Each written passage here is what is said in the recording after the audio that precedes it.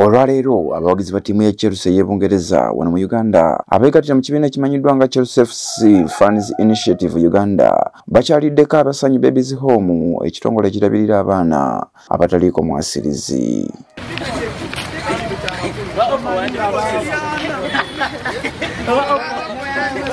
Bano nga bayita mu kwegatta awamu badduukiridde abaana mu kitongole kino n'ebintu ebikozesebwa omubadde sabbuuni, pampa, sukaali wamu n'ebyokulya.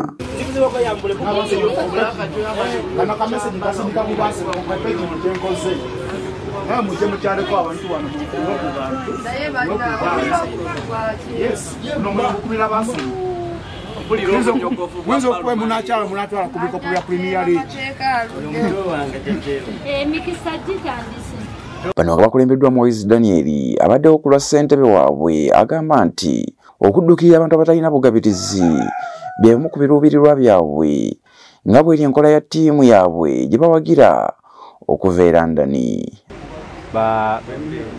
Bannachelsea bannange aba Chelsea FC Fans Initiative Uganda, omulama lwaki tuli wano eno kimu ku biruubirirwa byaffe oba goozi zaffe okuyamba ku bantu abalina obwetaavu.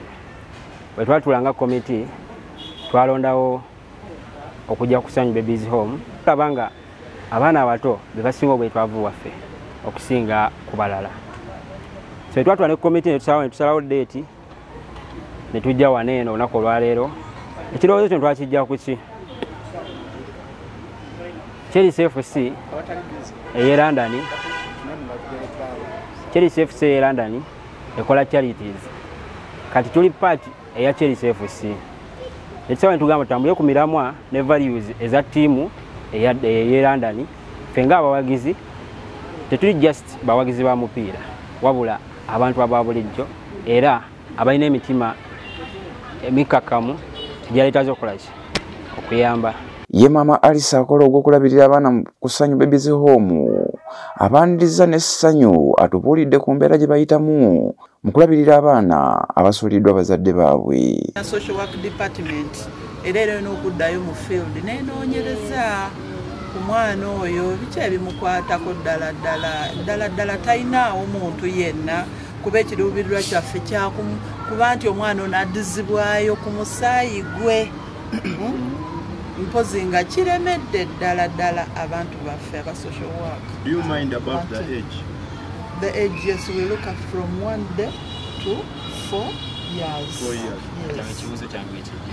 After 4 years baba abantu abadda kukinga oba mwina omuzirabirira abakulu b'ebizigaffe abaana abo tubeera tugezezaako okusingira ddala omwana bw'aba abadde naffe okuva ku 1 day up to 4 years tuba ndowooza tutuusa okugamba nti omwana ono talinaako ddala we bw'aba asusse that age tuba tulina okumufunira transfer to another home. Homes zino endala zirabirira abaana abakulu. Ono era asinziddewo n'akubiriza abaana ab'obuwala n'ab'obulenzi okwewala okwenyigira mu bikolwa eby'okuzaala nga tebannayagala. Wala abato abagamba sineetuuka, abalenzi sineetuuka, bannange kye tubasaba bannange temugenda mu kikolwa nga mumanyi nti ddala ekijja okuvaamu kyekyo. Because it's preventive methods.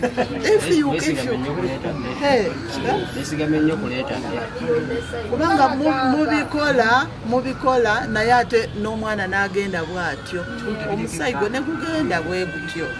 Please abstain paka lw'otuuka ku right time n'ogamba kati neetuuse nzaale omwana era mulabirire. Abawagizi bano balaze nga babayina essanyu olw'okutuukiriza ebimu ku ebyo ebiruubirirwa byabwe nga bayita mu Chelsea FC Fans Initiative Uganda.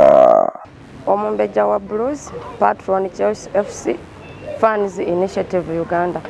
Olwaleero tuli wano eno ku Sanyu Babies Home tuli basanyufu lwa nsonga tuzze okutuukiriza ku bimu ku biruubirirwa byaffe eby'okuyambako abaana abatalina mwasirizi. Era tuli basanyufu okubeera wano ng'abawagizi ba Chelsea n'abannaffe mu kifo kino nga tulina abaana be tuzze okuyambako oba okulambuula. Tulina gurupu yaffe ng'eya Chelsea gyeri era gurupu eyo oba oyagala okugijoyininga tusasula emitwalo 2 nga membership fee okubeera mu eyo group. So tukubiriza abaana bonna abali eyo ng'omanyi owagira Choice jangu otwegatteko obeere naffe tukola ebintu byanjawulo nnyo twezimba nga ba Choice Fans tuyambako bannaffe mu bizibu ebyenjawulo tuli wamu n'abannaffe. So waba oli eyo ng'oyagala okujoininga group yaffe Choice FC Fans.